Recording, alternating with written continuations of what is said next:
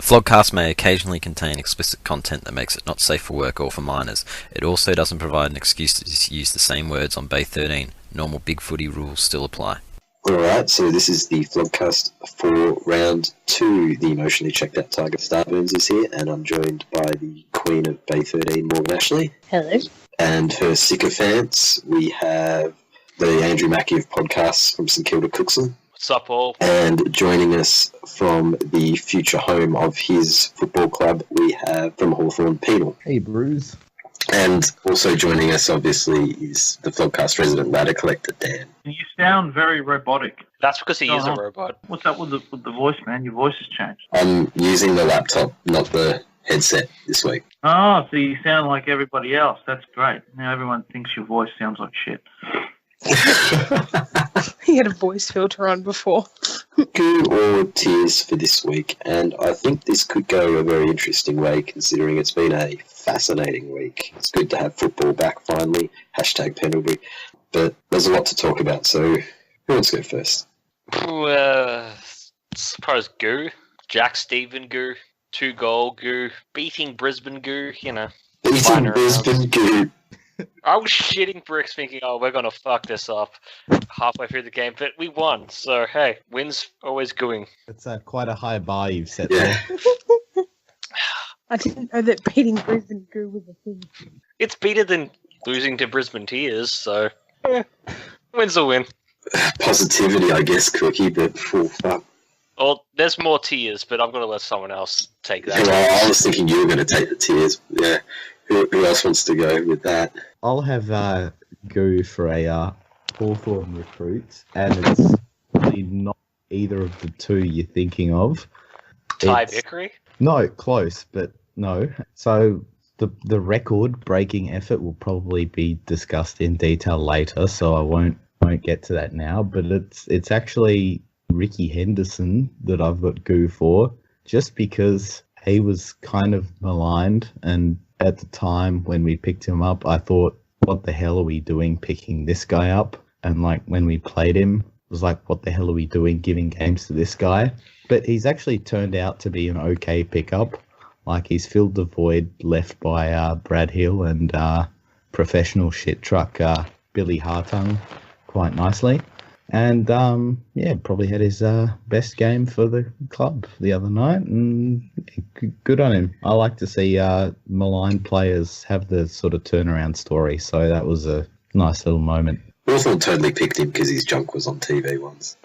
Yeah, it was definitely a diversity 48% pick, but if only all diversity picks could work out as well as that one.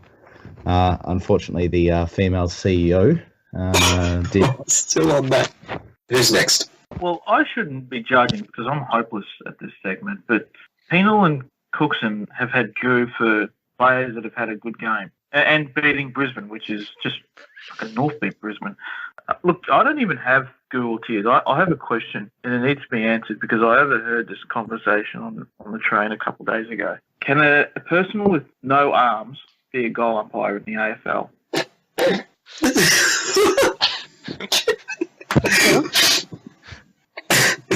Well, I guess equal opportunity, man. Well, that's what I'm talking about. This is the era we're living in now. You've got to give people equal opportunity and equal rights.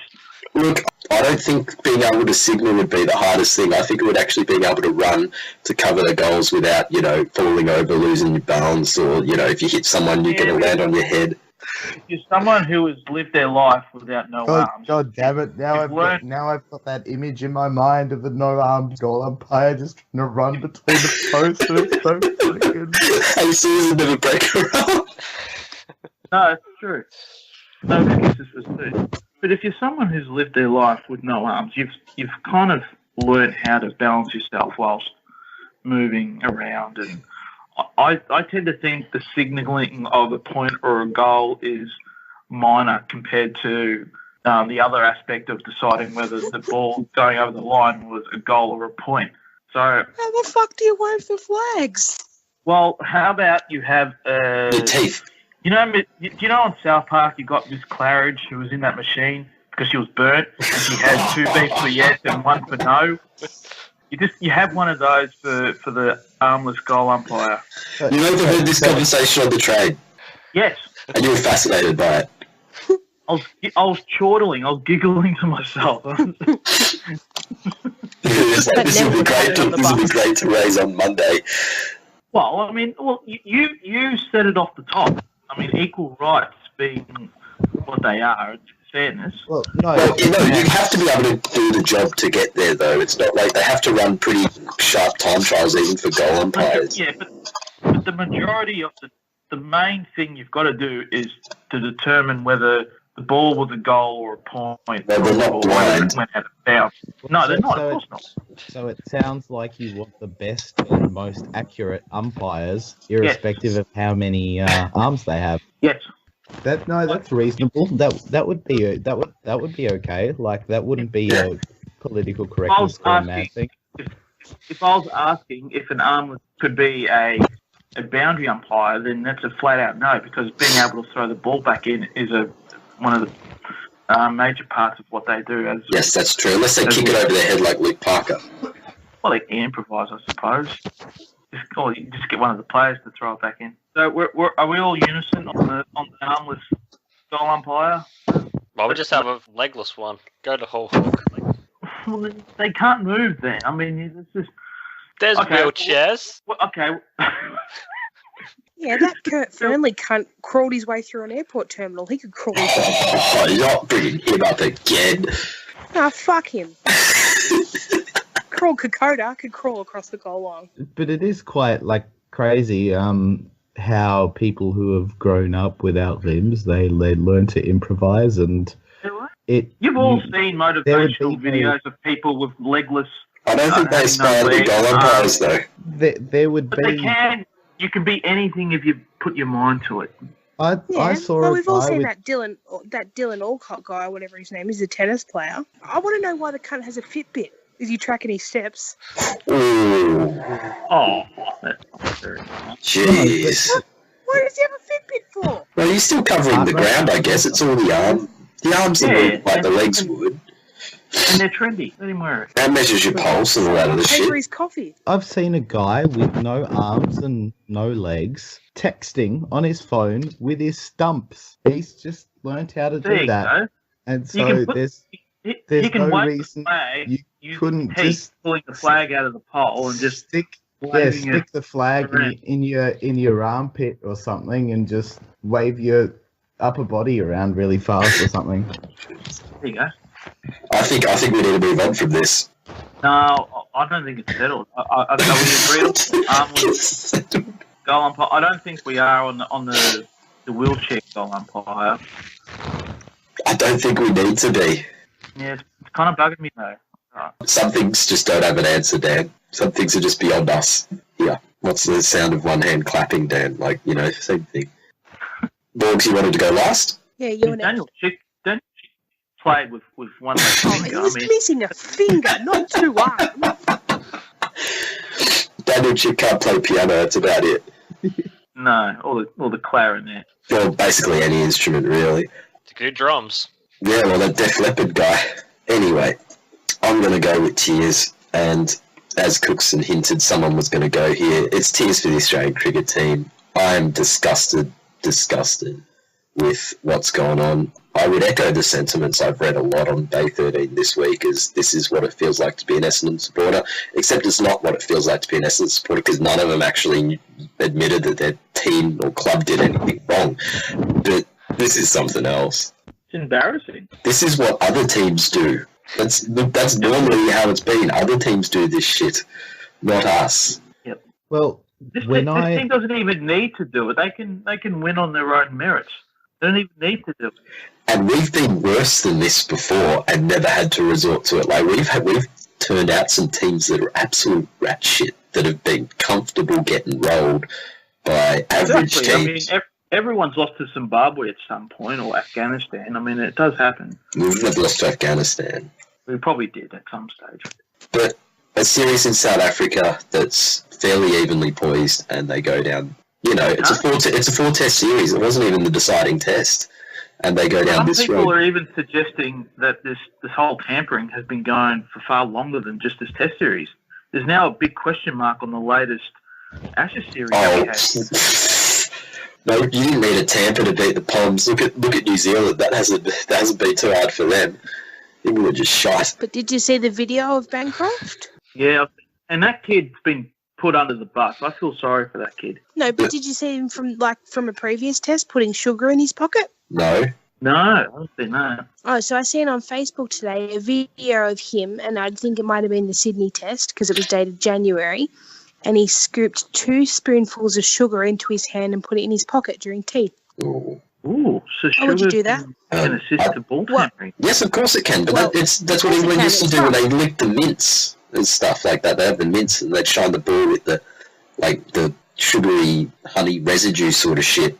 This shit's been going on forever, but you just somewhere a line gets crossed so ridiculously that it's just like, well, why do it? So when I defected to the Black Caps a year ago, citing the reason the Australian cricket team are a bunch of cunts, you all laughed at me. Well, we admitted Dave Warner was a cunt.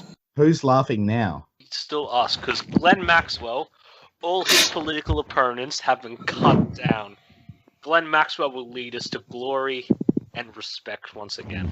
I'm enjoying how Tim Payne, for so long, he was earmarked as a future Australian captain. Is the Australian captain. I don't think anyone envisioned it was going to quite happen like this, though.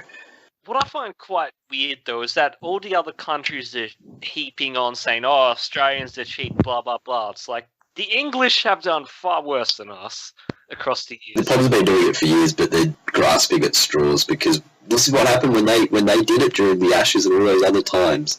We played this card on them, and of course they're going to get it back. Funnily enough, the ones who are the least vocal are the Saffers because, hey, they've been caught doing it before too. It's the fucking obnoxious Indians that are the worst. They have Captain Cunty of Curly. He's imagine a New Zealand cricket team led by Kane Williamson doing this. This wouldn't happen. Yeah, but that New Zealand team is practically boring. It's literally the Ross Lyon of cricket. Anyway, do we have anything more? We could go into this, but it's piss poor, and I think everything that needs to be said has been said. Smith can never be captain again. Yeah, I think David Schwartz was not the real David Schwartz, but the one on the Bay was fairly accurate what he said. I think that Smith needs to be stripped of the captaincy, Lehman needs to be sacked, and Warner needs to be locked in jail for 25 years. I think that's a fair assessment of how it should go. Because you just know it was fucking Warner's idea. You know it was fucking Warner. He went, these cunts, they're talking about my wife, like, we can't lose to them, blah, blah, blah. But, hey, they'll be watching me. Hey, Bancroft, you're new. You do it. Take my yellow tape, not my skin-coloured Band-Aid. Take the yellow tape that I put around my back. It's got great colours, like the cartoons on my OLED. Like, that guy's career is tarnished now for the rest of his days. I kind of feel sorry for him. But you do it. But yeah, but if you're relatively new in the team, you follow the rest of the sheep and you just do it. Oh, this is the whole Essendon's thing all over again. Oh no. Yeah, but well, if there's ever been a more cliquey organisation than the fucking SFA board, it's the Australian cricket team. And once you're in, the last thing you want to do is go against the boys' club. Yes, that's true. Dad, you'd know this being a SFA Hall of Fame. Fuck off. What are you talking about? I don't have that badge. Oh, did he take that away? I told him to keep it. No, he didn't take it away. I just took it off myself. You can't take badges off yourself. Otherwise, everyone would do it with the Welch badge. Can you create new badges now, or can you? I can. I was just thinking, do I want to make a golden track badge? Where's the golden vlogcast badge? That's what it is. The golden track badge for having a proven track record coming on vlogcasts. Not the golden track badge. You need the golden version of the current one that we have. No, but that's two same. Yeah, we want something special, unique. So you want a train track that's just in gold or something? Golden track or stupid. Morgs. Are we done with the cricket? Well, I was going to have goo. My goo was going to be for, you kind of covered it, for the Australian cricketing supporting public, for understanding when something that you love and follow and have held in very high regard and was something that you look to and people have aspired to be, and people have watched on in awe of them for their whole lives, when they do something wrong, that you can stand there and say, that's wrong. You don't just have to follow blindly and defend them. So the Australian public who have turned around and said, no, we don't cheat. We don't want these people representing us because we're not cheats. This is what you're supposed to do. This is how you're supposed to handle it. So kudos to us. Absolutely. Like, you can't just turncoat for being an Australian. Penal. It's not like a football team where you could just be a Suze and go from Hawthorn to North, or you could be a Celtic Pride and go from Geelong to Carlton, or all those other turncoats that are around, Morgan Ashley from Collingwood to North. You can't just turncoat from your cricket team. There's more of a connection. But I'm basically a New Zealander at this point anyway, so... you can join Plugger. But the response from the public does actually restore your faith in humanity somewhat, almost, because you just look at what's going on in the US with the politics there and both sides just fucking hating each other, left, right, blah, blah, blah, blah, blah. And in a way, it kind of... people standing up for values and banding together and kind of saying, no, this is wrong, I'm taking a stand here. It kind of makes you think, hey, maybe we'll be all right if people just kind of do this more often and say, these are our values as a society. It doesn't matter who you support. It doesn't matter what your politics is. Here's what's right and wrong, and I'm going to stand up for it. So good on people that said that. And then there's people who turncoat. We may not agree on anything like fucking climate change or whatever the fuck else there is, but we can agree on one thing. Smith and Water are cunts. The amount of pedophilia on Big Footy. Don't go there.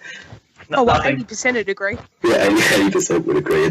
No, but you're right. We can all agree this is not what we want. Like, winning is not that important. Like, it's just not. It's not whatever it takes. No, it's give your absolute all and do your absolute best and all that fucking cliche bullshit and walk up to that line and stand right at it, but you don't go over it. Yeah, sledging is fine. Like, there's this whole thing about where the line is with sledging. Sledging, there's a line, you got to be very careful. But there's no grey line here. It's clear cut. You just don't fucking do it. It's not good, but the public's had it say the people responsible, they're all getting sacked, suspended, whatever. And it's going to take a lot for them to ever, ever possibly come back from this, if they ever do. And I guess the other positive out of this story, other than David Warner getting the kick in the balls he so richly deserves, is it makes Essendon supporters look even more foolish than they already did. Yes. You can just go back through the archives and just see their Nuremberg defences about the team just following orders and see how silly that looks, and look at the sort of cult mentality with Stephen Smith. I mean, James Hird just being the golden boy that could do no wrong, and it just makes him look even more embarrassing after all these years. If Lex Bradman's not a golden boy, then who is? That being said, on the trending hashtags on Big Footy, there is one that says Stand by Smith. So I'm wondering where that originated from, and if it's on the, I wouldn't be surprised if it is on the Essendon board. Like, they're all in at this stage. I'm pretty sure Crackles started that one. Well, there you go. I think it's time we move on to more positive. Oh, I had some goo as well. Okay. Just a little bit. I went to a VFL practice match on Saturday at Arden Street, and it was fucking fantastic. I love suburban football grounds. Beautiful. I know that, like, last year North played a JLT or whatever at Arden Street, but it was very nice to just walk up to a ground and watch some VFL in the heart of, almost in the heart of it. It was beautiful. There's nowhere to sit. There's nowhere to sit though. But you don't sit at the VFL. No, you just stand around the ground. Oh, there's quite a few like ledges and stuff. There were people sitting. People bought their own chairs and You just stand around and hide awkwardly from trade draft as he attempts to find you.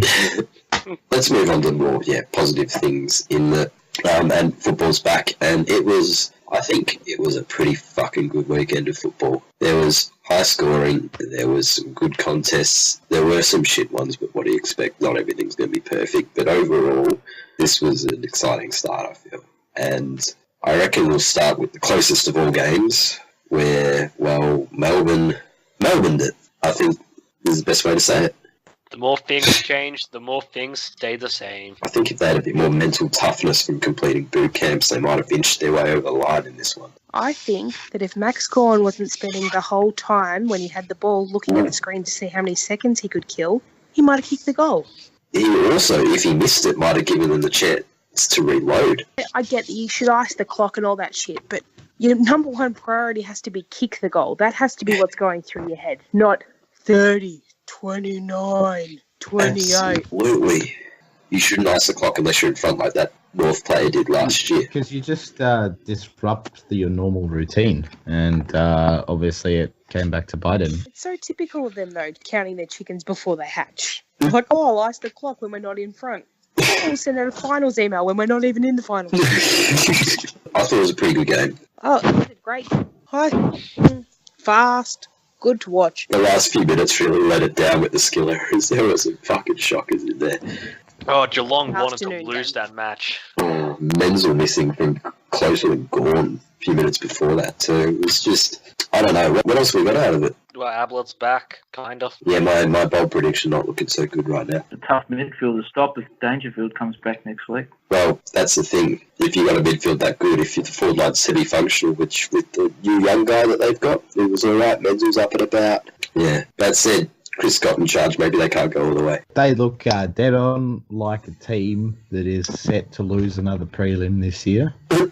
In what way? Why will they lose the prelim? Just don't have what it takes to get it done in the big moments. Too mentally fragile or too reliant on too few? Just think about dying seconds of a prelim final. Who's going to stand up and win the game for you? Who's going to be your Sean Burgoyne? Hang on, isn't your club the one that had to suffer the Kennett curse for all those years? What are you talking about? Yeah, those games didn't matter. Oh, of course.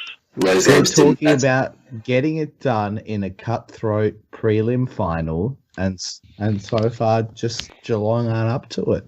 They don't have runs on the board. Well, no, not in recent years. Anything else out of that game? Relevant our shit, but Jake Lever was shit too. A lot of hype. maybe he just looked good in a pretty good team. No success for Jake. A pretty good team that played really good system football on a ground that suited the Adelaide Crows, and now he plays in an average team where the ball just keeps getting bombed into because the team's up the ground is so average that he gets caught one out with his opponent and gets shitted on. No Rory, no Lever. See, I just don't get it. He was never playing on the best forward week in, week out at Adelaide. So I don't get why he ever commanded that much money. Because clubs make stupid calls when they're desperate for... Oh, yeah. Don't I know? Chris Mayne plays for my VFL side. Yeah, but he didn't cost you 2 first rounders.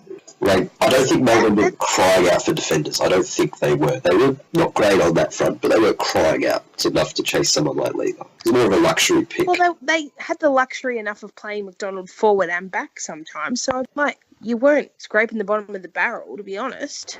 You let Lyndon Dunn and Jeremy Howe go in successive years. Can't be that bad. When the salaries got reported, like during the trade period last year, I just thought the whole time, like, what the Crows were offering was just fair. And obviously, it's hard to compete with the Melbourne offer, but I reckon the Crows did the right thing. Like, stick to your guns. It wasn't worth that much. And because of that, they'll probably keep Rory and they'll probably keep everyone else that's out of contract. Like, they didn't buckle on Charlie Cameron either. Like, you don't know where to put your money. And they knew what they had. And I know it's only one game, but wasn't encouraging. Nothing else on that? No, Melbourne and shit. No finals. Well, we've been talking about Jake Lever, so we'll segue through to the Crows, who haven't exactly started well either. I know they had a few injuries, but really they coughed that one up pretty poorly. Yeah, the Etihad record. Took a hit. Yeah, not looking good as it used to be. Well, when it used to be, it wasn't even that good anyways, but whatever.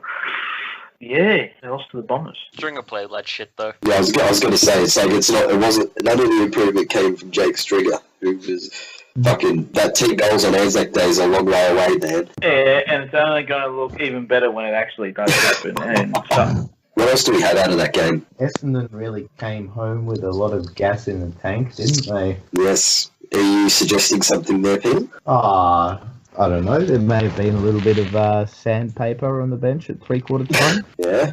Just rubbing it in there. Thymus and sandpaper. Just rubbing it all over their groin region, I presume. Bit like the Essendon supporters after they won.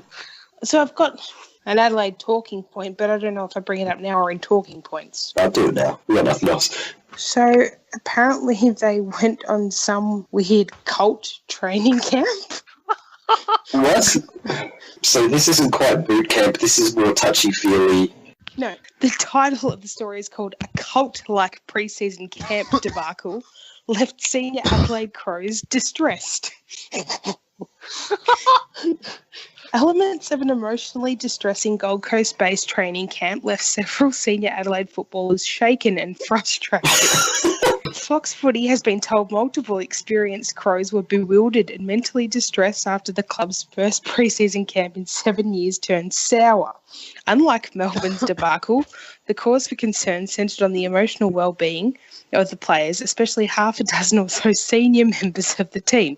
Well, we can tell which ones are the mentally challenged, Tex, so it's probably him. They were forced to adopt a mentality described as cult-like by one source in the bush, while the rest of the squad remained on the Gold Coast. The club became aware of these concerns and was forced to address them in a team meeting after the squad, medical staff and football department returned to Adelaide. In addition, players were asked not to talk about the specifics of the emotional hardships they were forced to endure. Adelaide's playing list was split into two groups. One stayed on the Gold Coast, while the more senior half a dozen or so ventured to the bush on a high gradient training adventure camp that was designed to break them. Entitled the Mankind Project, players were asked to complete emotionally upsetting questionnaires as well as a variety of tasks that sources said at least one assistant coach questioning the merits of the mental elements, blah, blah, blah, blah, blah.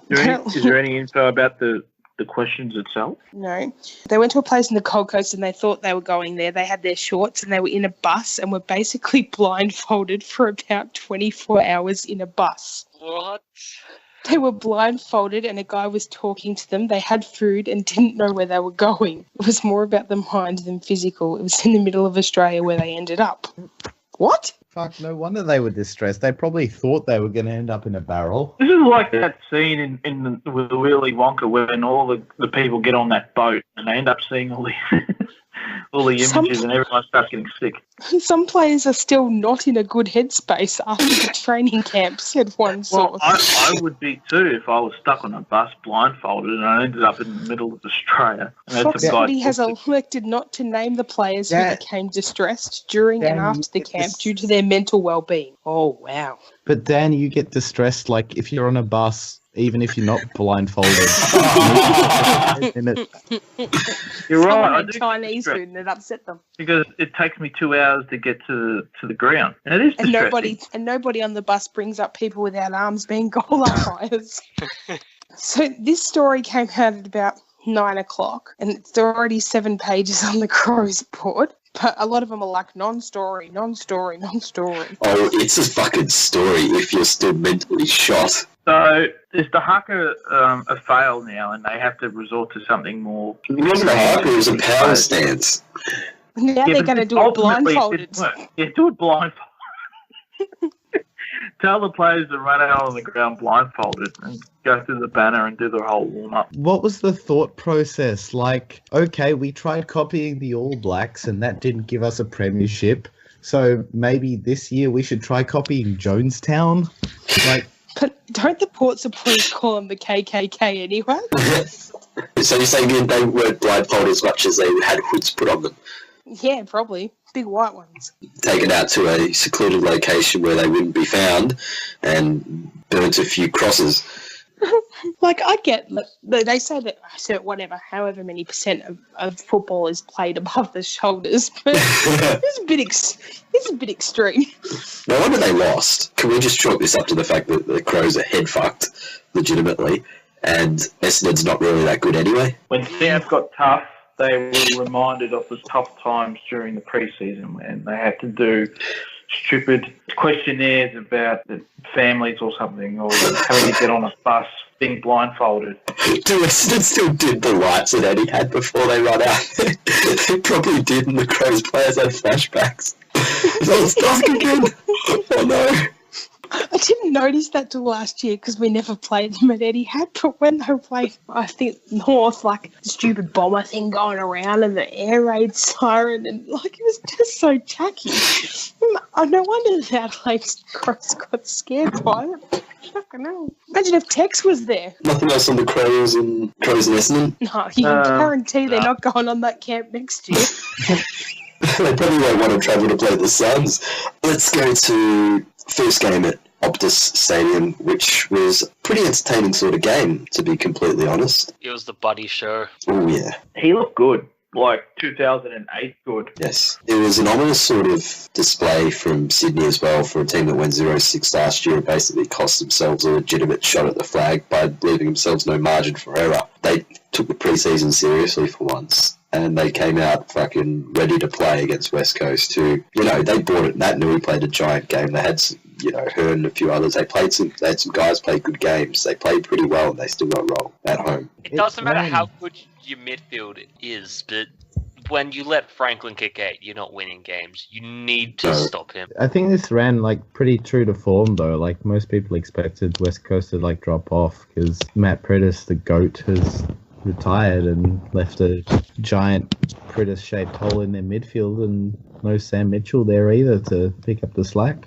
I agree with that, but at the same time, they did play a good game of football. They got beaten by a team playing, admittedly, one superstar playing well, but they actually weren't shithouse. They played all right and they got rolled. It was an interesting game in that regard. I don't think they were as shit as, say, some of the teams we're going to come to later. Yeah, it was just a case of getting beaten by a team that bats a little deeper. Yeah, and do you reckon that Parker has goal of the year wrapped up? Parker.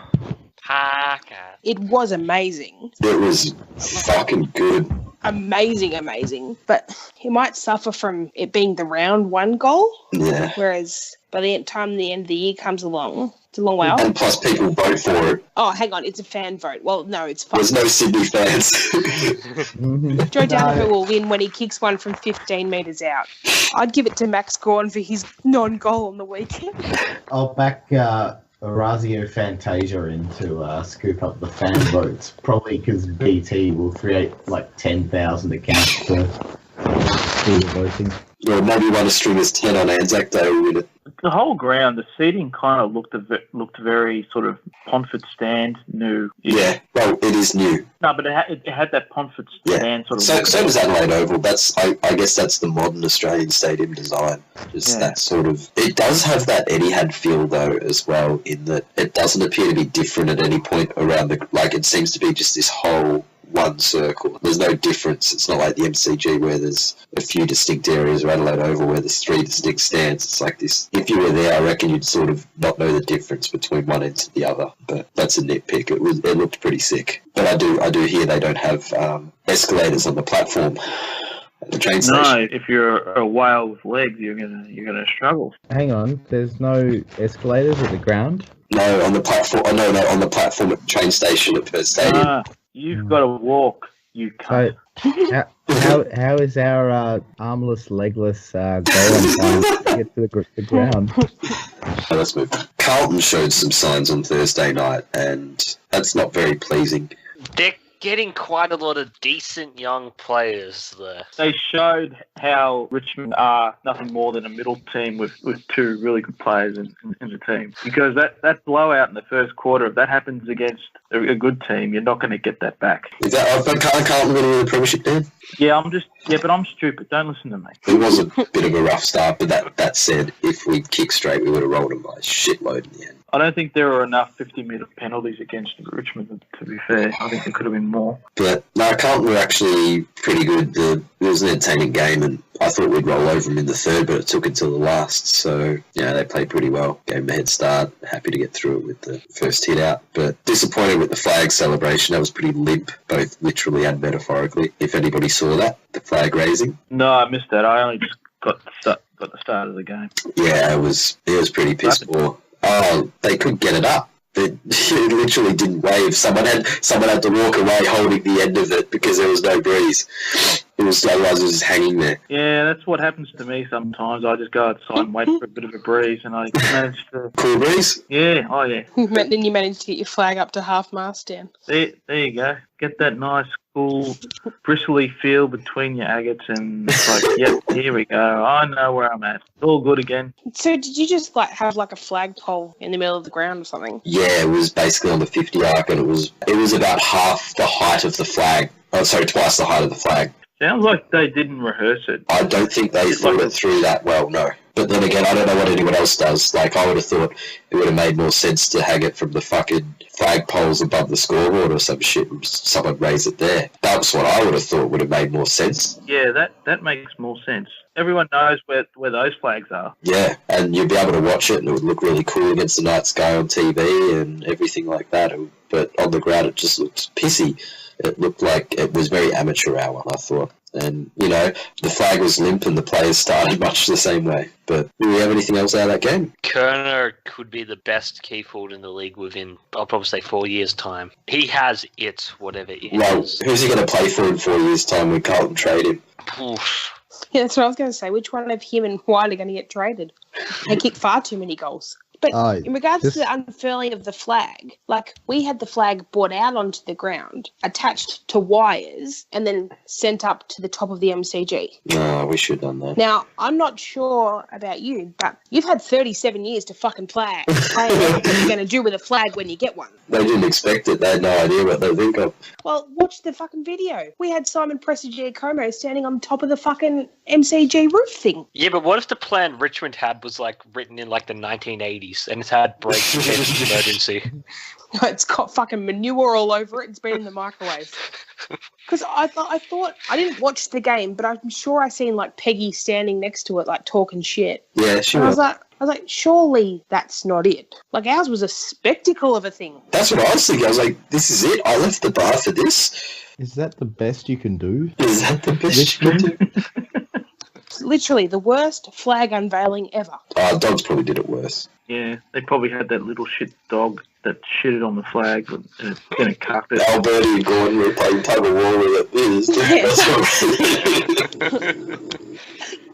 it. They've got joint custody. She's got the smaller half and he's got the fat end. He's used his half to tie the doors closed. He tried to roll her up in it and push her off a bridge. But it was the EJ Whitten Bridge and they're working on it, so he couldn't. Since we're talking about the Dogs, we're going to move on to the awful grand final. Okay, we're going to slot that in before the games that don't matter. And look, the Dogs won another flag. It was all well and good. But what I really want to talk about is the whole Katie Brennan saga. Another non-playing captain to holding the limelight. Well, I know, and how was it that their first defence was, "Oh, don't make us do this again"? Is that the best you can do? Coming to the tribunal, it's just like, "Oh no, they did it to Bob. Don't do it to us again." Let her off because it'd be sad. Well, they didn't do anything to Bob. He wasn't. No one did anything to Bob. He was suspended. Bob fucking fell over. That's Bob's fault. Yeah, Katie Brennan thuggishly tackled someone. It's just, you go to the tribunal and you actually say, "Oh no, you shouldn't miss a grand final for this because Bob Murphy didn't get to play in our last one. It wouldn't be fair if our captain didn't again." What sort of fucking defence is that? Who's that going to convince? That's insane. That just sets a bad precedent for people to just do whatever they want in a prelim game. Yeah, oh no, you can't miss a grand final for that. Fucking hell. No. And then they started playing the sexism card, and now she's going to the Human Rights Commission. Fucking spare me. Yeah. You got done twice in 7 weeks, and you missed a game through injury. That's your own poor tackling. That's nothing to do with the fact that the rules are different, so that you don't get fined, by the way. But yeah, go have a cry in the kitchen, bitch. Well, I don't think we need to go that far. It's only okay if I say it. Yeah, it's like the N-word, man. Yeah. It's not like the N-word. It kind of is, because as the only black person here, only I'm allowed to say that word. Yeah, I'm waiting for Katie Brennan to point to her nipple the next time she plays. And by all means, she can lift up lift her top up and Well, show she it. tried. She nearly did at the end of the game. She did the Bob Murphy and nearly fucked it up. But the Dogs won the game. It was a shit game in the first half. The third quarter redeemed the game, I thought. And the finish was good. It would have been funny if the Dogs lost at the end there after the goal review that wasn't reviewed. That would have been lolsy. But, yeah, I don't have much else out of it. Nah. Congratulations to them. I think they were the best side all year, clearly. You just don't have the same level of hatred for the Bulldogs women that you do for the men, Morgs. I don't have any hatred for the Bulldogs women, really. I think the Bulldogs and Melbourne as clubs both pioneered women's football and deserve every bit of credit they get when it comes to that. So I can separate the two. They're not everyone's second favourite team in the awful. No. But, yeah, congratulations to them. They played well. They probably deserve to win it. Brisbane sort of Bradbury'd their way into the finals in the end. No, if you lose to Collingwood at home, you don't deserve to win a grand final. So they lose back-to-back flags and sucked in paddles.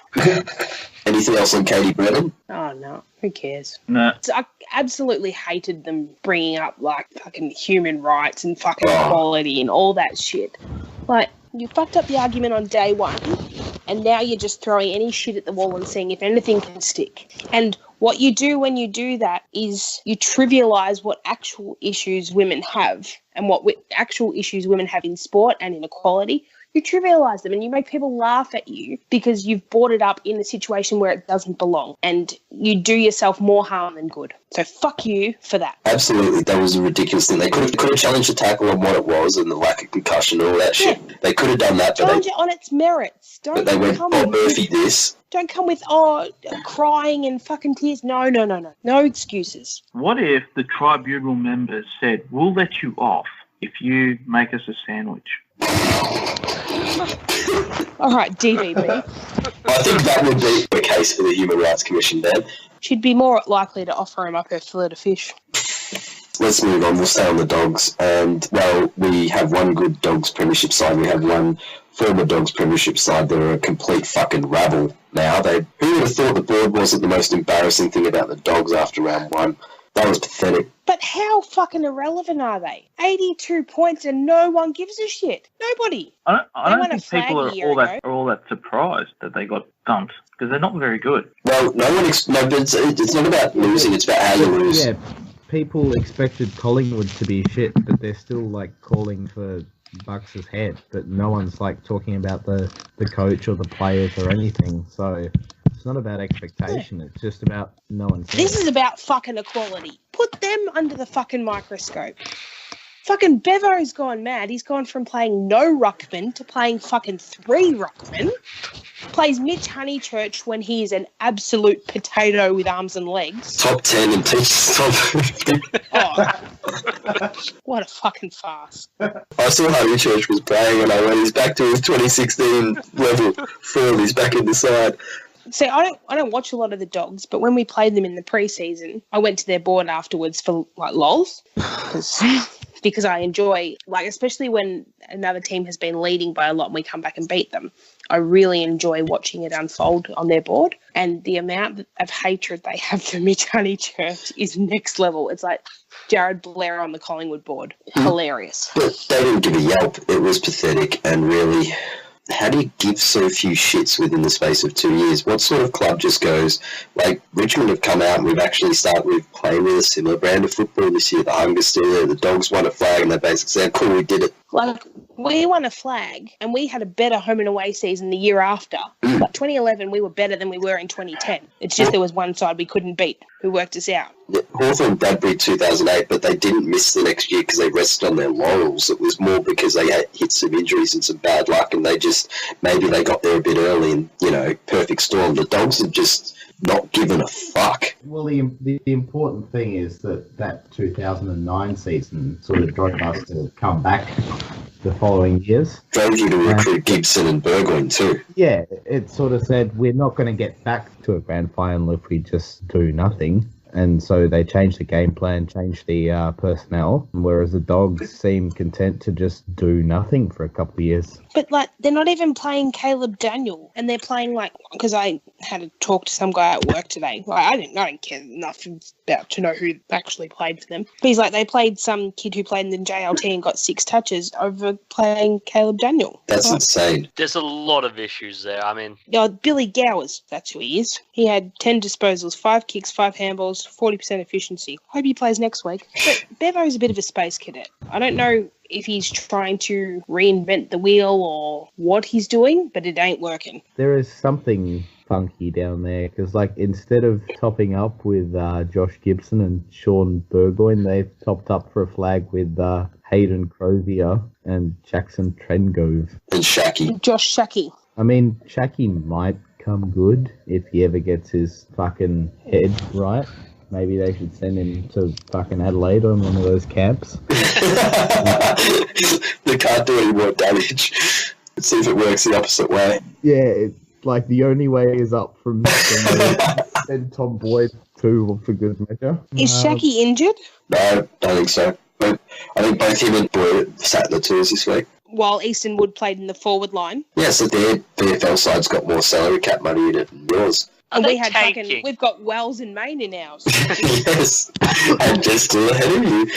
Yeah. That's just one player. Yeah, like Cookie's right. If this were fucking like round 19 and they were in the bottom 4, they would get accused of tanking, or they probably wouldn't because people still wouldn't care about them. But it just looks weird. Whatever they're doing. Dalhouse could be out the door as well. Weird things going on at that club. Like, everyone's had shitloads of bathwater and suddenly realised, oh shit, we've got more footy to come. Yeah, it's not quite a hangover as this lingering sickness. The world didn't end in 2016.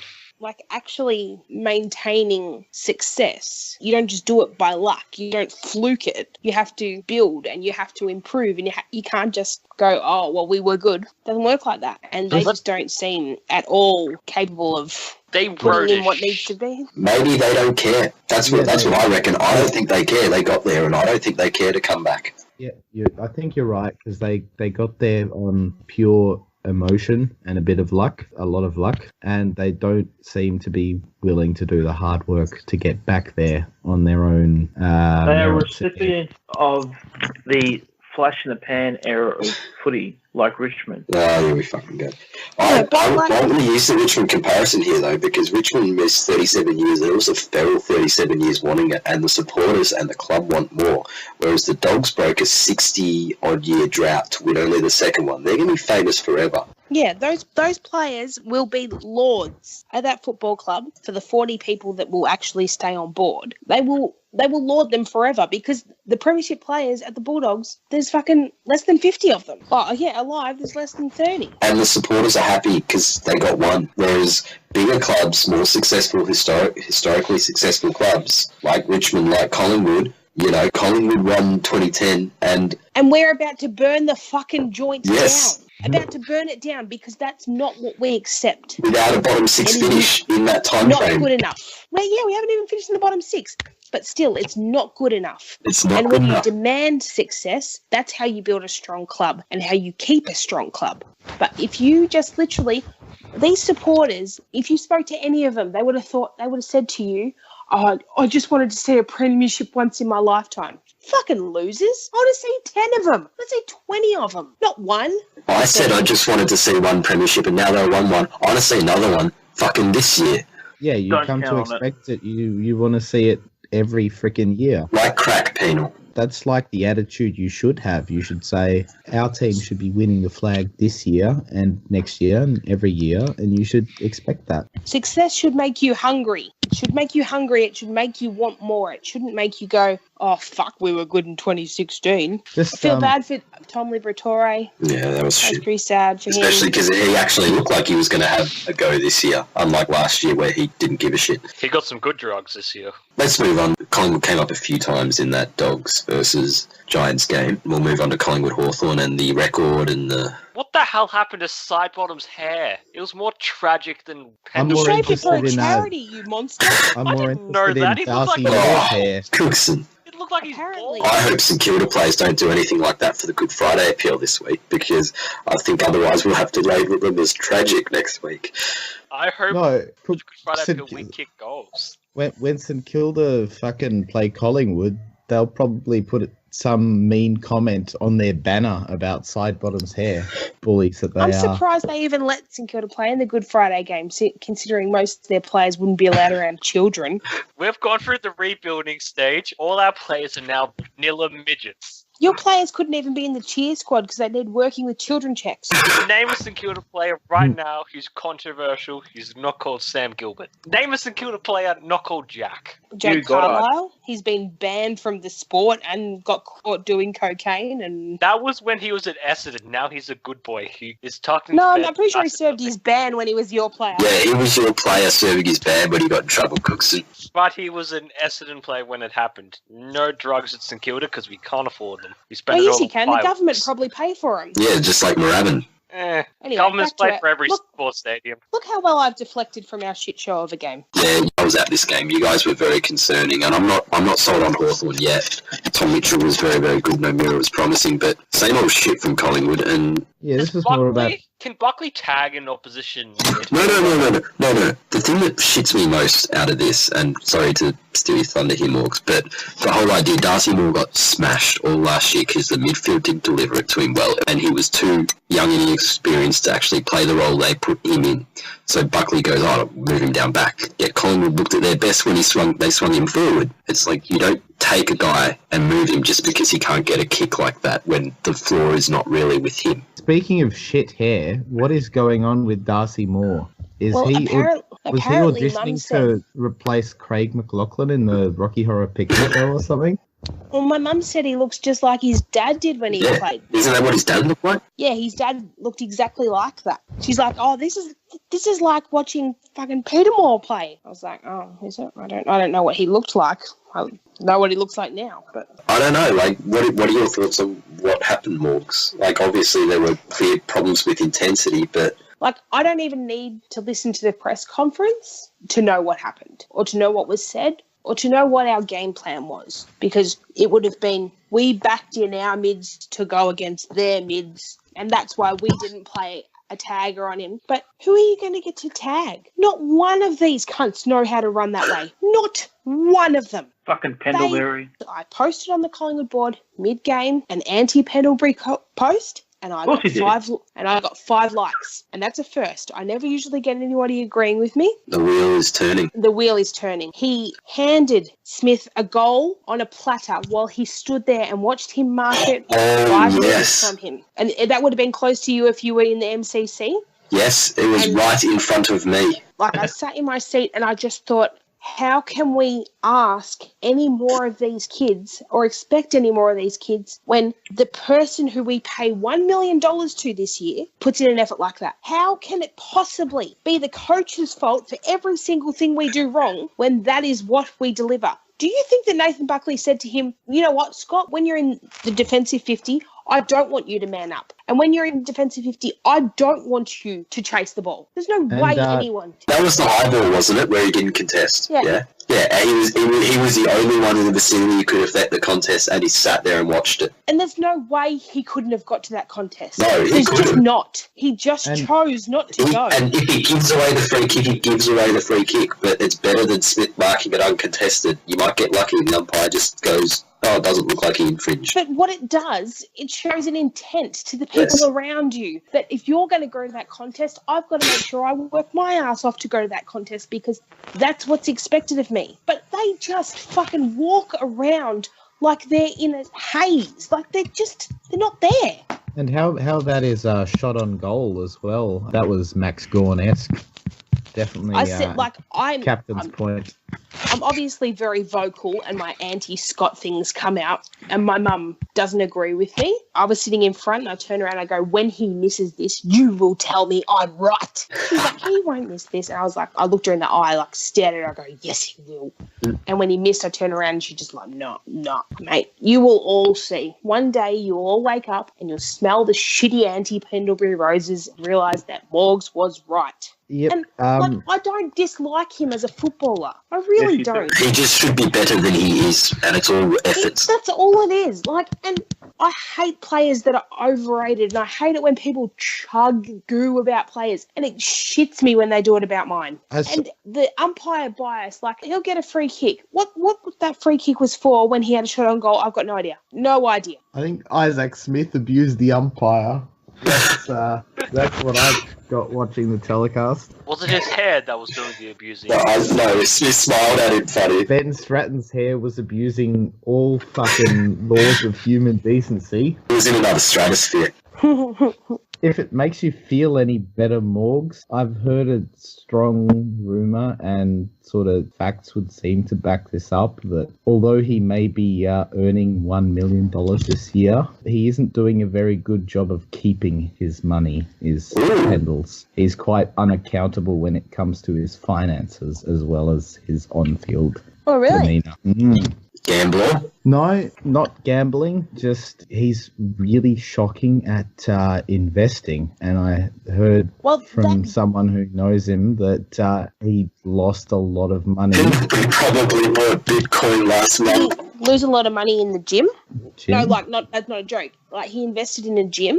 I think he bought, I don't know if he bought a gym, but he runs a gym at the Glass House now. And initially it wasn't at the Glass House. I don't know if something went wrong there, but it's moved to the Glass House. And in the last few weeks, they've been running these ridiculous specials. But the pricing of being a fucking member to this gym is absurd. Yeah, so I don't know the details of whether it was Bitcoin or stocks or small business or something. I just know he lost a lot of money and he has a very dodgy financial advisor who is probably responsible for this, because that's how I heard about this. Because his financial advisor ended up in jail for dealing coke. Wow. Well, they've been building their house for like 5 years now. It's literally the longest house build ever. So that'd probably make sense. If he's lost a lot of money from somewhere else, maybe they haven't been able to pay for it. Keep having to chop wings off the plans. It'll be like that Taj on Swan, and you guys probably haven't heard about that. No. Some Indian couple wanted to build a Taj Mahal replica in Perth, but it never got built because they ran out of money and the bank repoed it. Anything else on Collingwood Hawthorn? Obviously, we haven't really touched on Tom Mitchell's 54. It was a good 54. Yeah, it wasn't crabby at all. How you can ever allow somebody to get 54 fucking touches is just beyond me. It's beyond reason.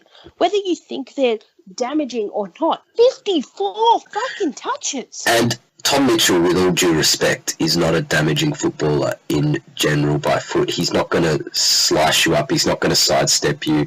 He's not going to do all that sort of shit. So if you put some pressure on him, he might cough it up with that ball, or he might not gain the 700-odd metres that he gains, but he had it easy. He found space.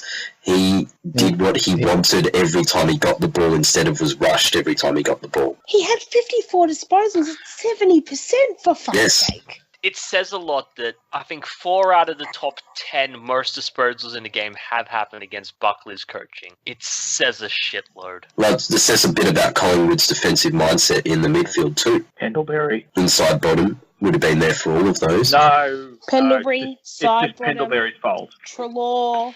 Adams is a little more accountable, but Swanee might have been there for the Gary Ablett one. Swan, Beams, as great as they have been, none of them have been very good defensively minded. And that's been the knock since even Mick was there. Yeah, that's not a Buckley thing. That's an always thing. That said, you've got to be able to lay the blame at Buckley for the Darcy Moore thing. The kid's a forward. Oh yeah, I agree, but I just don't know why you stymie the development the way it is. Like, he's had his rough year, let him push through it and learn, I reckon. Like everybody else does. Cox dropped everything. Yeah, so serious question. Has a supporter group ever been as happy to see their own player suspended as Collingwood are with Mason Cox this week? Oh, he couldn't have been that bad 2 weeks in a row. There is no statistical possibility you could ever be that bad. Josh Shackey, the only way is up. But he's obviously a confidence player. So when the first one doesn't clunk and the second one doesn't clunk and it gets worse and worse and worse, and then you know hope. Against the Dogs, he worked into the game and got better as it went along. The confidence player.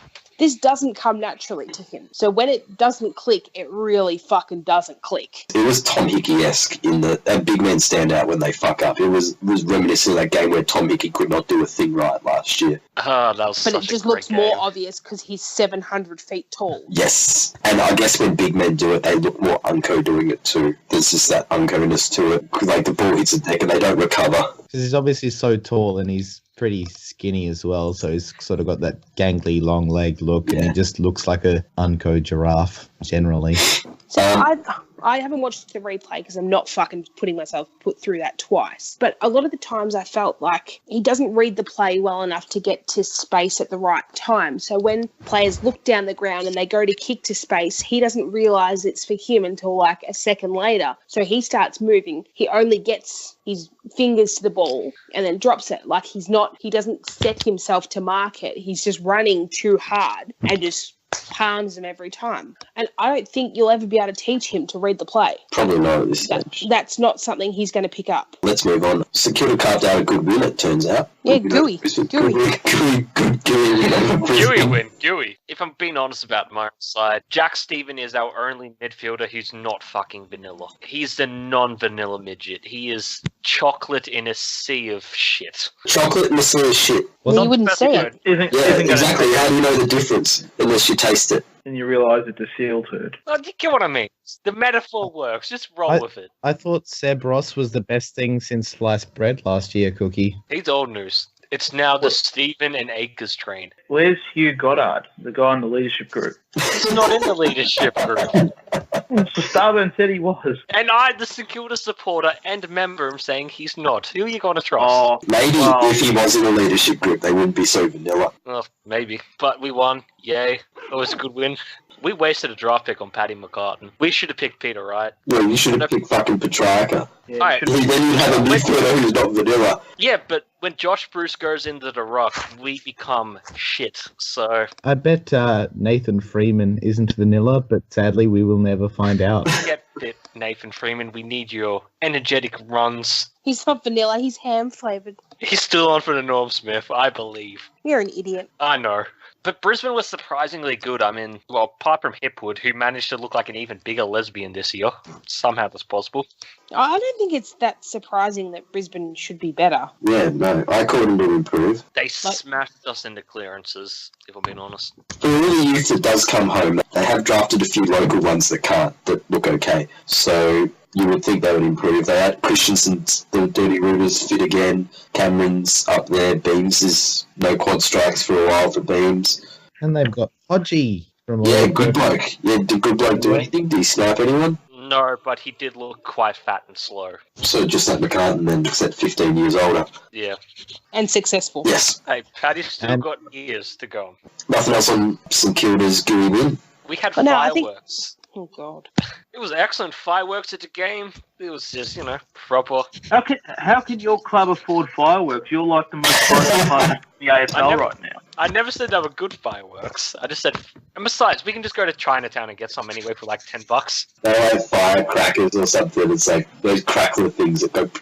The actual answer to your question, Dan, is because my club paid for them, and Norm's club paid for them, and Starburns' club paid for them. Yeah, that's true. Hey. Real answer. Hey, your club paid for them via pokies, so that's a good spending of money. Oh, holy shit! Morgs, did you see it at the Hawthorn Collingwood game, all the things that flashed up on the screen with the Hawthorn players with the celebratory poses, like the fist pumping and shit, and it said, "Follow the game, not the odds." Oh, fuck, I forgot about that.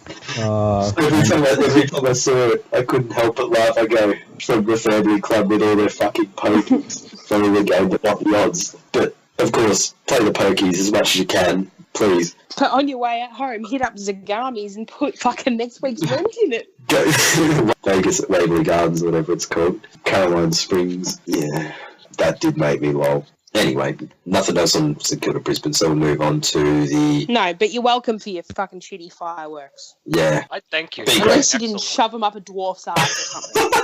Give it St time. Kilda near fucking fireworks. That's dangerous. Getting a women's team, getting fireworks. Someone's very irresponsible at AFL House. Yeah, when Eddie had Burns down, it would be St Kilda's fault. Maybe that's what they want. That's what they want. Maybe it's Eddie's plan, because Eddie wants to get rid of Eddie Had. Eddie's gone, what we'll do is we'll give him money for fireworks, and knowing then they'll burn the joint down. I think that if Hugh Goddard is not already in the leadership group, he will be by the end of the year, because he's going to do a Tim Payne, because we haven't had a St Kilda scandal for so long. There's going to be a big one this year, and it's going to take out the whole leadership group, and Hugh Goddard's going to be the captain by the end of the year. And you just know that, the Dave Warner of that story is Sam Gilbert, so you know he'll be involved. He's not in our leadership group. Doesn't matter. It probably won't even make the papers because no one would give a fuck. But if it does, they'd better use the fucking headline "Jack off." Hey, we're the jack-offs, and we're proud of it. Let's move on to, there was a cyclone in Cairns and it nearly caused North to forfeit. You can't take any reading from this game. I mean, it was a game Why the of... fuck are we playing AFL football in Cairns at this time of year? Stupid fucking Commonwealth Games. Oh yeah, okay, that makes sense. Who gives a Still, fuck about bad. that? I know, yeah. Just play it at the fucking There was no Gabba. game in Brisbane this week. Yes, play it at the Gabba. They played their first 4 home games were at the Gabba. It's just up the road instead of fucking Cairns. Oh, but they don't think it is just up the road because none of their supporters drive between the two places. Now they're just like Geelong supporters. Must They're be Gary worse. Ablett Jr. thing. None of the players are at fault for the horrid, ugly game that was Gold Coast versus North Melbourne on Cairns. That game should have been called off. If Brent Harvey was still playing, he would have drowned. Yeah, I don't even give a shit that we lost. I reckon if you walk away from that game without any injuries, you'd just be happy that it was over. Fuck it. Yeah. The game over. probably should have been called off. It was just too... Yeah, just have the two captains have a paper rock for the 4 points, and just leave it at that. No one gets injured. It's not like anyone would have missed out because no one turned up to watch it. Yeah, I mean, who would want to turn up to that anyway? Apparently Well, only if 3,000 If it people. literally was cyclone conditions, what? No, I'm not fucking leaving my house in a cyclone to go and watch fucking Gold Coast North. No way. We've said too much on this game. Is there any more the games we missed? Oh, Port versus Freo. No, we don't need to talk about Port versus Freo, I don't think. Oh, Jack was kicked free. That's always What are the- exciting. What are He the 20 and freed. Port smashed a bottom 10 team. Nothing to see here until we see anything different, I reckon. I watched the Yeah, I highlight videos of this game, and Port looked good, but this I don't one wanna talk highlights, about it. so I don't care. Port always look good against crap opposition. Yeah. So, yeah. Let's go to the talking points. I don't actually have too many, but since we just talked about Port, we will segue to a Port talking point, which is Paddy Ryder's citizen arrest. Did we see this? No. Some guy stole his brother's car or his car or something, so he citizen arrested the guy, chased him down or whatever, or broke into his car, whatever it was, chased him down, actually grabbed him, stuffed him in the car, drove him back to his house and waited till the cops arrived with the guy.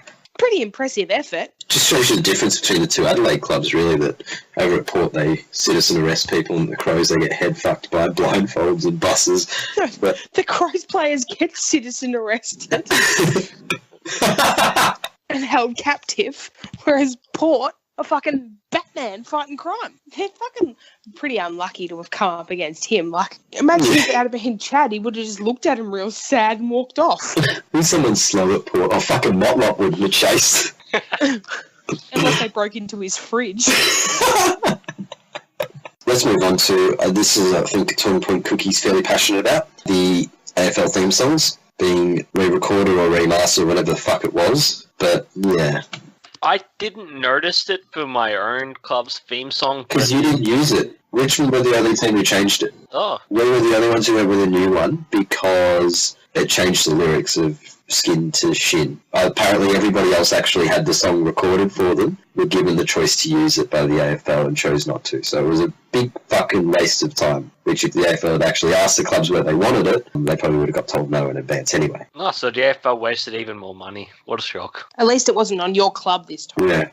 Hey, those fireworks were better than the club songs. I will stand by fireworks. Speaking of money and spending money, did we see what the awful players got for winning the flag? Yeah, the rings. $6,000 rings each. That's 60% of a season salary for a low-end player on rings for the 22 that win. Katie Brennan didn't get one, obviously, but that's some expensive fucking bling. It would have been cheaper and better to just give them medals. Or give them, like, you know, maybe some slightly cheaper rings and chip in $500 extra, because it's $132,000. You know, you could probably chip in an extra $500 to the low-paid players for the season and still get some Let's nice have a ones. little bit of a reality check here. You haven't won the fucking World Series. No. You haven't won Game 7 in the NBA. You played in 8 game season. You're not even being paid $6,000. You're never going to wear that gaudy fucking ring. And all you want is equality. It on eBay or something.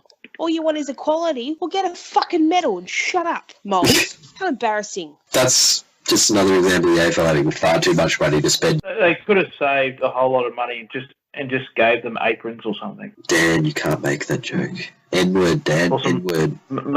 Maybe some rolling pins or something. You know? Diamond encrusted. Yeah. I don't know, a really nice butter knife so they could make good sandwiches. But I thought that was a really bizarre use of money in the awful. To spend that much money, $6,000 per ring on the 22 players that win, that just seemed really out of line with everything else that goes on in that competition. That's more medals than the AFL would cost. Easy. I don't really care what it costs.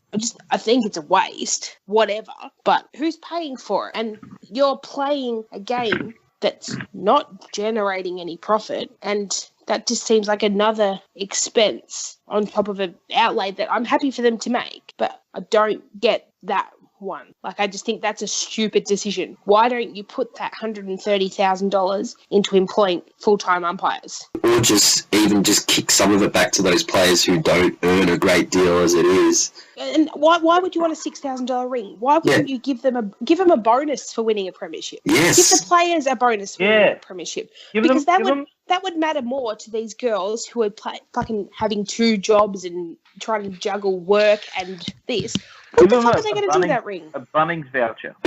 A Bunnings voucher. Still more practical than a stupid ring. But like that's the thing. It's just when you're paying semi-professional athletes and then you give them a $6,000 trinket to 22 of them who win. If you surveyed all those players before the season started, would you rather, if you won the flag, get a $6,000 ring or just a standard medal like the men? But that money comes back into the cap or whatever prize money. You know what they're going to pick. It's just another example, like you mentioned, the songs. The AFL is just so tone deaf and just doesn't properly consult with the clubs or players on anything. It just seems like a sexist thing to do too. Oh, they're women. They'd like a nice shiny ring. No, bitch. Help them pay their bills. If Simon Lethlean was still at AFL HQ, he probably would have got something like completely over the top retarded, like a voucher for a shoe store or something, just so incredibly off colour.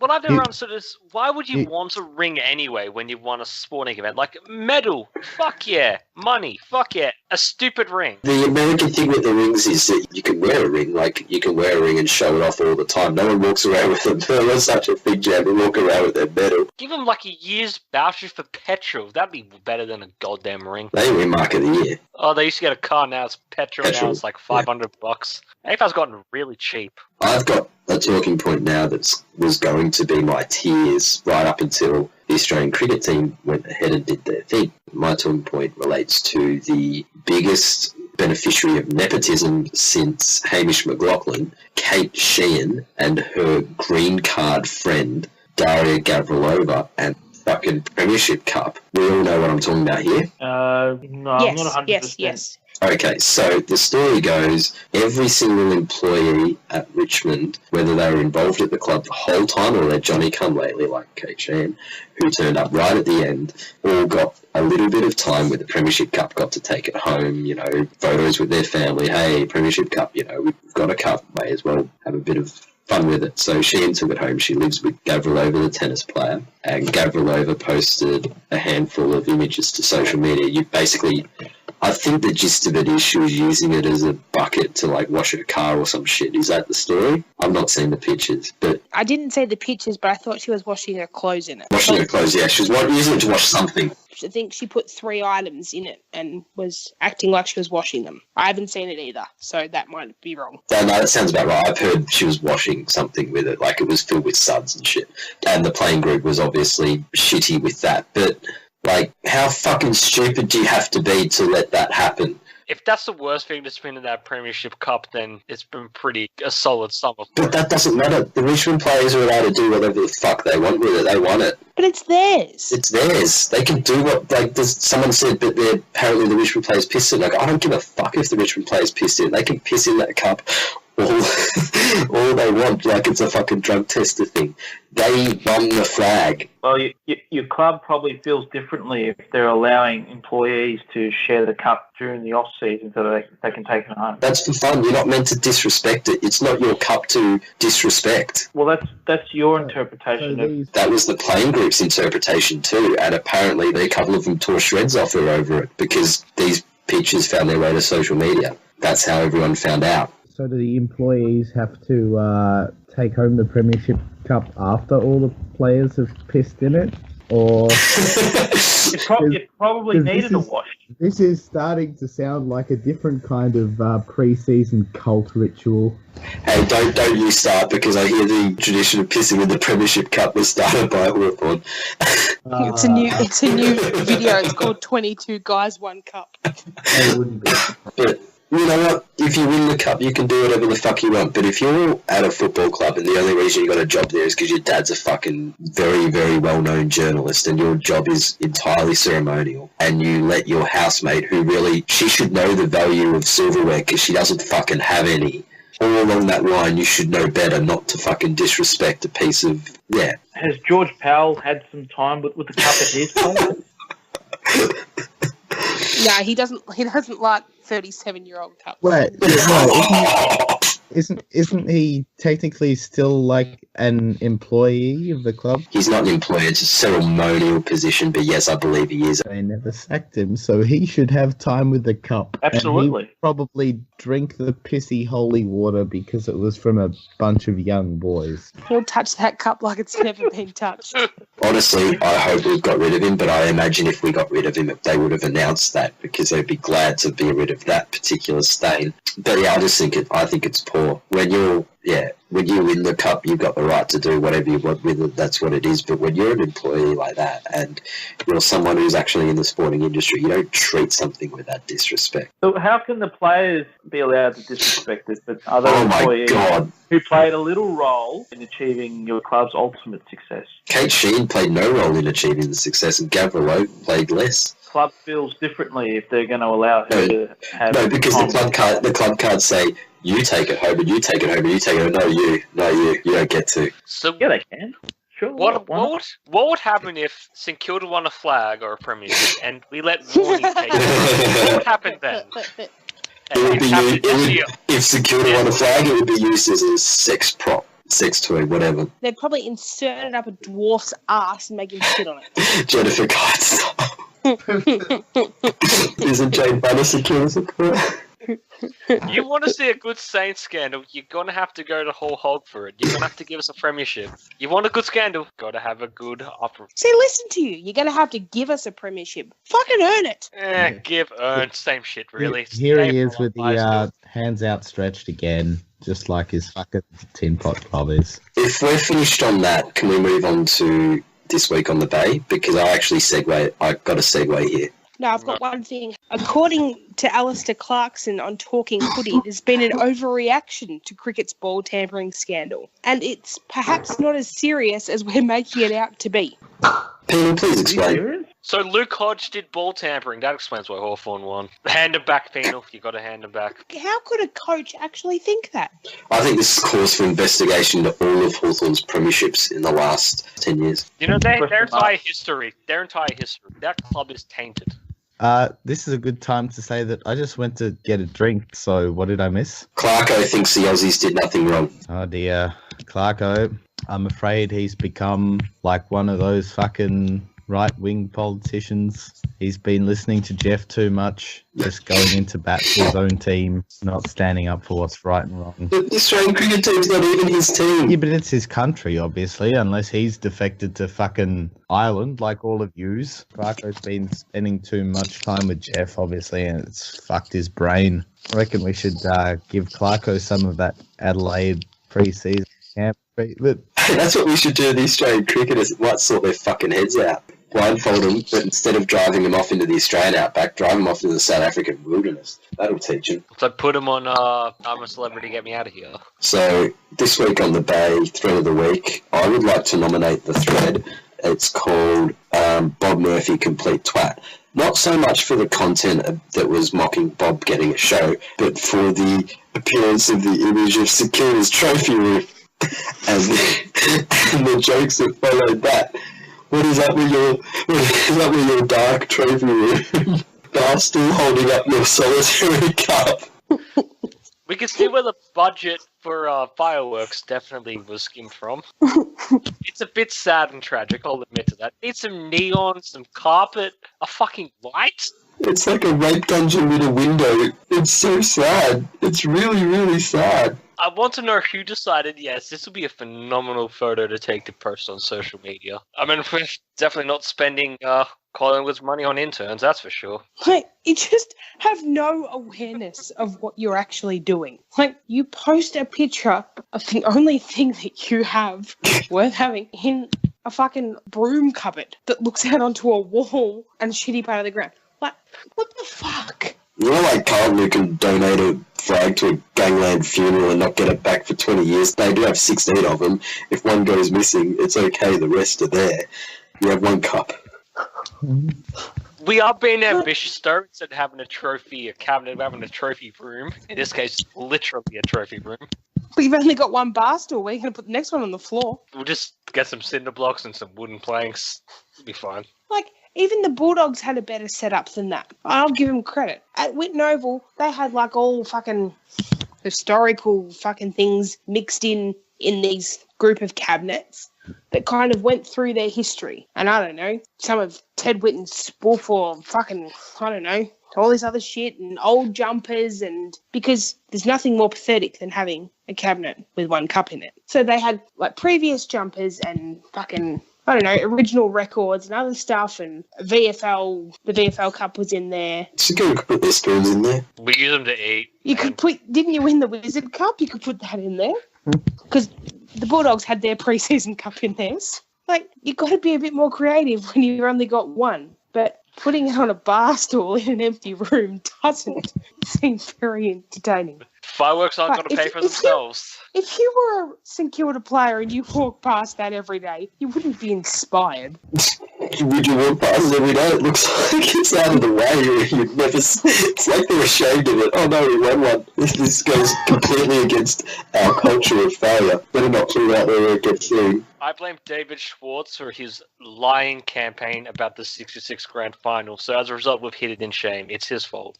But I've not been at the Moorabbin facility. Maybe they're building a trophy cabinet, maybe not. I don't know. But come on, man. At least put some neon lighting or something. You're a fucking poster on the wall. Anyway, this is thread of the week time. So what else have we got? Now we all know what it's like to support Essendon. The thread title itself is funny, and you just know instantly. The one that I liked is the Falling Star thread from Jazz, with Falling Star Award Round 1 Jake Lever. I like the potential in that thread to see a Falling Star each week of a player everyone thought would be good as a youngster who's turned out to be shit. So yeah, that's what I got. Oh, I'm reading through the threads down. We forgot to bring it up in the Adelaide Crows game. Tom Doedee, as it's pronounced, played his first game. Isn't it Doty? It's Doedee. I'm sticking with Doty. I saw you made a thread in Tom Doedee. Yes, I thought the music added was warranted given the significance of the moment. The arrival of the greatest player that hasn't played a game yet has finally debuted. I'll take the cricket, Fred. That was at least a decent read from all our melts and telling everyone to go and get stuffed. K4E's thread's not bad, actually. Josh Jenkins' appreciation thread. That was pretty good. I've just come across that one. You know, the photoshops and the Crows board quotes about what a shit truck he is. Oh, the Bay 13 pledge, Fred. That was decent by Bosk. Oh, help St Kilda by renovating their trophy room. Nice melt cheat grounders about the guy who assaulted someone. Some Geelong Nuffy assaulted Trout, so... Is Trout like a real-life version of Mario from Doncaster?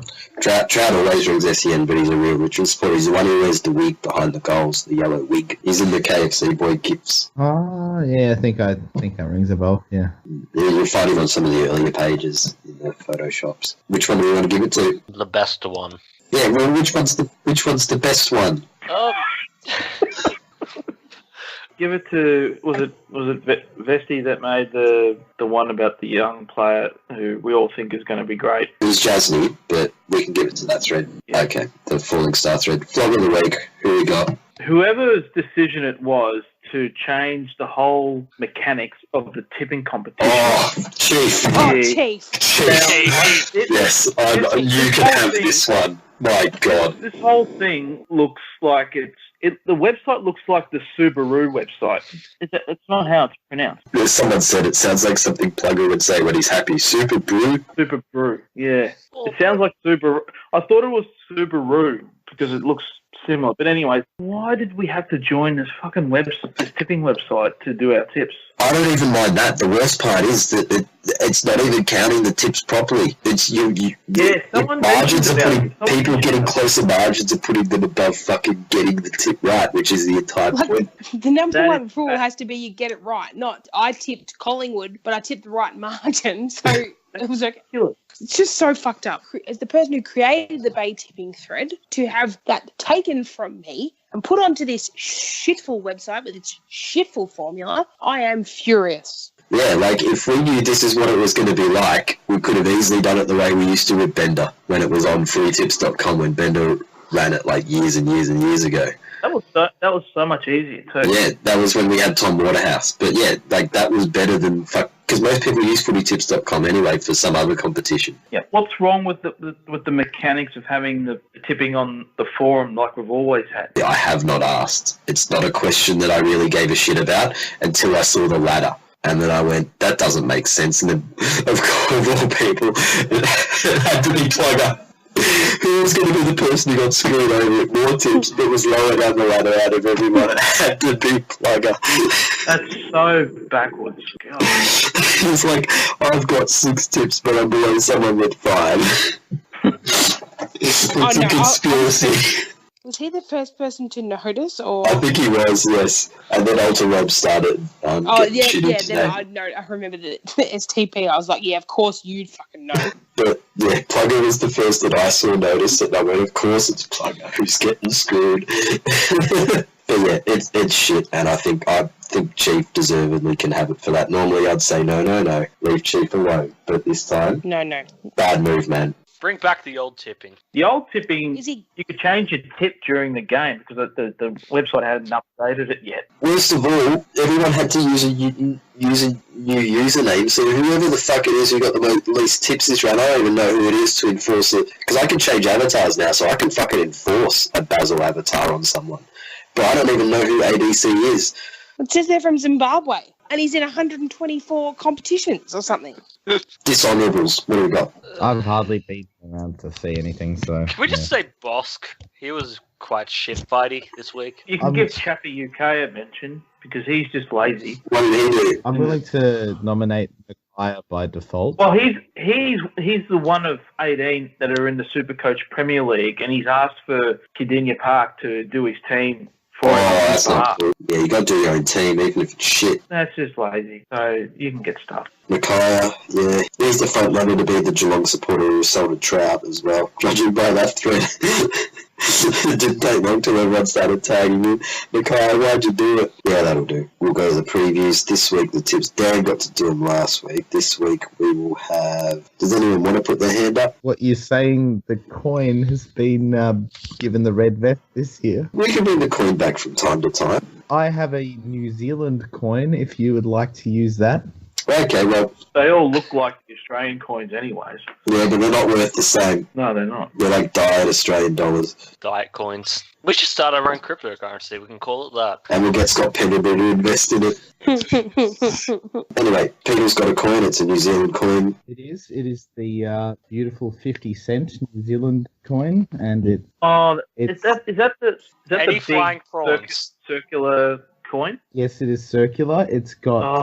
I had one of those in my wallet once. It was so weird. The Queen's head is obviously on the back, as with the Australian coins, and the Captain Cook's HMS Endeavour is on the front. So it's a boat or a queen. So we'll go boat for the home team and queen for the away team. All right, so Crows Richmond grand final rematch. All right, and the coin has given us a boat. So Adelaide. Hang on, when Cookson did it, he flipped it and we could hear it hit the table or the floor. I'm flipping it into my own hand and then turning it over. That doesn't work, Penal. We've got to hear the coin. Do you need to hear it clank on a table? Okay, let me fucking unplug my laptop, move over to where a table is so you can hear this fucking coin clanking, Dan.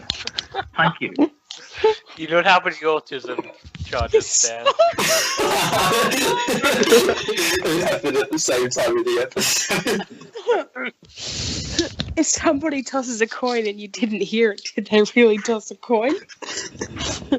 It's like one hand clapping or no arms signaling a goal. Listen, we didn't hear anything. He could just not. There could be no coin there at all. He could just be taking us for a ride. If you want to do this coin thing seriously, we got to take us for a ride, even if he throws the coin. Yeah, if you ever thought of that, he could just be shaking it up and down.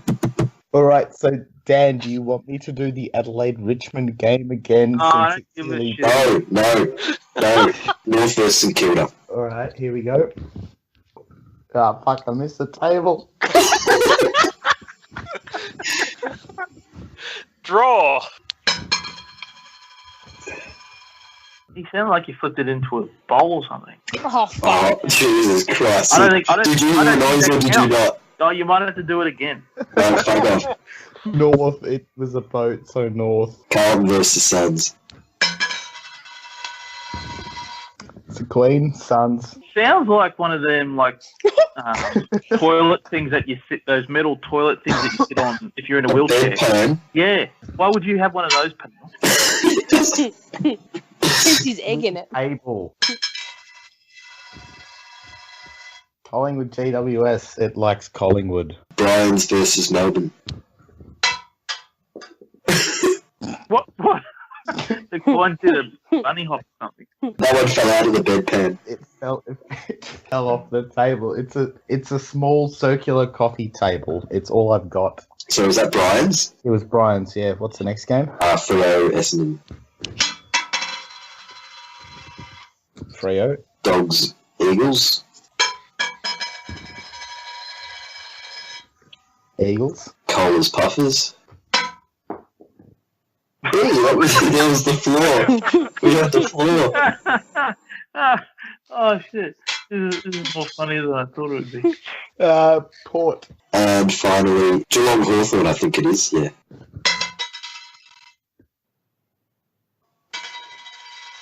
Hawthorn. Twice. Didn't like the first one. The coin is spoken, Dan. Well, are you happy now? We wouldn't have gotten all this if he just let it land in his hand and we got motionless, no sound coin flipping. Yes, I hope that satisfied your autism, Dan. Alright, so this was the podcast for round 2. Starburns, joined by Dan. This autistic shit stops now. We're not doing another week. Cookson. Goodbye, all. Who would have thought that Cookson would be the bully of Dan? Yeah, isn't that ironic, eh? It's like a Cookson role reversal. Cookson can have... Yeah, you're right. Who would have thought Andrew Mackie would become the tough guy? If it'll make you feel any better, Dan, I'll find you at Etihad Stadium this Friday and give you a big old hug. How about that? Autistic people don't like being touched. I might bash you over the head with a briefcase. Why are you carrying a briefcase? or a ladder. Oh, that's a Phil joke. Anyway, Morgs. Farewell. Happy Easter. Yeah, what's so happy about it? There's footy. Yeah, there's footy on Friday. Be happy. Yeah, That won't break your routine. Yes, it will, because North are playing on a Friday. It's your schedule anymore. And Penal.